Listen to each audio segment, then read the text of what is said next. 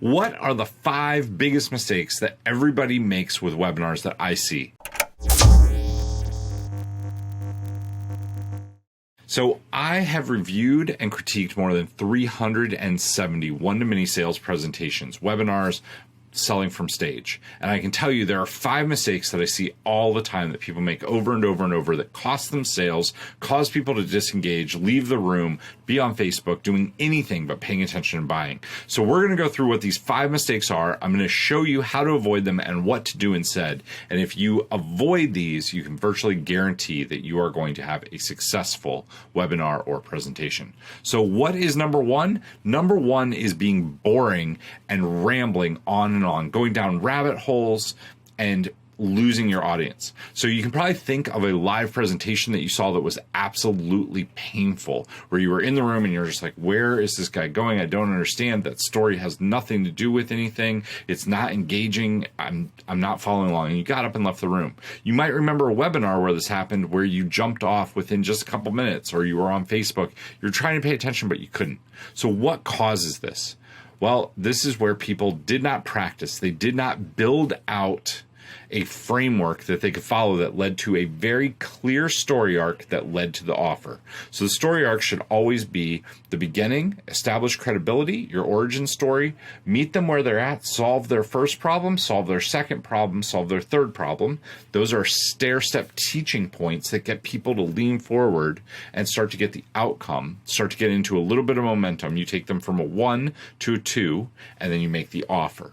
You need to have a very clear, easy to follow framework, and then you need to practice. So I say practice 3 to 5 times and then listen to yourself once. It's going to tell you all the stuff that you can pull out so that you make it very clear, easy to follow, and lead to the sale. So the biggest mistake, number 1, is being boring, rambling, going down rabbit holes, and telling stories that don't make sense, don't hook to what you're selling.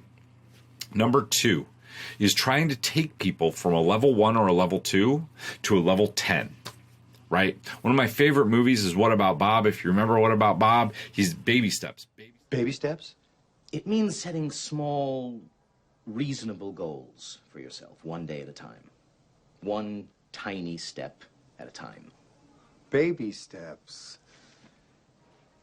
For instance, when you leave this office, don't think about everything you have to do in order to get out of the building. Just think of what you must do to get out of this room. And when you get to the hall, deal with that hall, and so forth. You see?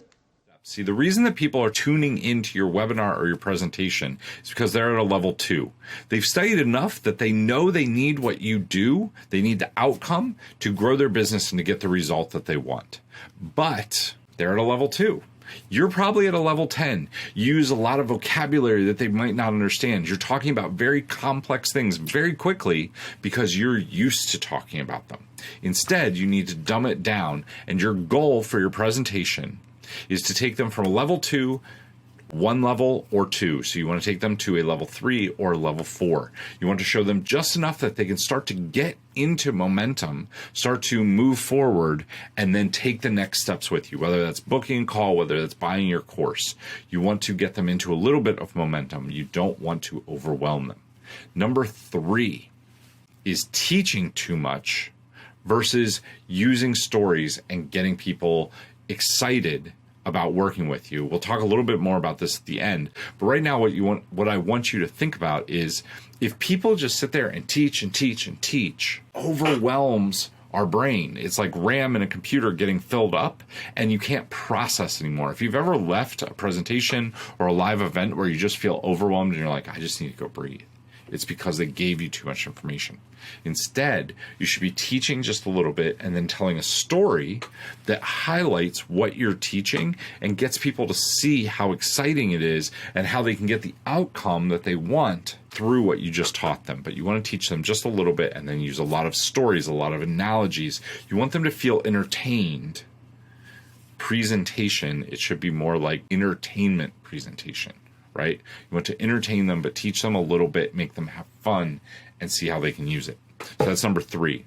Number 4, this has to do specifically with slide decks, PowerPoint presentations for webinars. So many people use this wrong. You speaking should be the main concentration. You should always have your camera on. You should always be talking because you want people to build rapport with you. Your slide presentation should be supportive. You want it to use pictures that get across the emotion of what you're talking about. You don't want to put a whole bunch of words on the screen.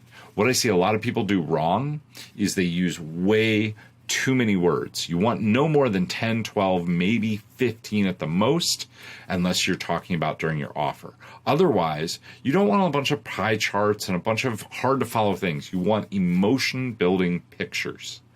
The other thing that I'll tell you is our brain, if you think about how we watch television and movies, every 4 to 6 seconds, the scene is changing. It's zooming in, it's zooming out, it's taking a different angle. And we are used to consuming content like that. Instead, what we see during slide presentations is usually it's one slide that is up for a long 10, 20, 30 seconds. Instead, build a lot of slides that change rapidly. This will build natural engagement and keep people engaged. Last but not least is using curiosity and open loops. So as teachers, we like to teach everything, give everything away. But if instead we can tease them a little bit, give them some curiosity, make them wonder what's going on, and then create open loops. Open loops are where you get them excited and leaning in, but then you don't give them the solution. You make them pay attention to later. I did this earlier. Versus using stories and getting people excited about working with you. We'll talk a little bit more about this at the end. That gets people to lean forward. You want to do that over and over and over again. But so many people just give everything away on the webinar, it makes it really hard for people to buy. The other thing with open loops is in your offer for your webinar, you should have 5 to 8 things. There's specific tools that overcome ultra-specific pain points and obstacles that people have. You want to tease those earlier on in the presentation. And if you're doing this correctly, you'll know it because people type in the chat, where do I get that tool? How can I get that? Where do I learn more? Is that available online somewhere? What was that tool you talked about? If you're doing that correctly, people lean in and they'll say, I want that before you ever make the offer. And that's the key to massive sales. So these are the 5 biggest mistakes that people make with webinars. If you avoid them, you can practically guarantee that you will have a successful webinar.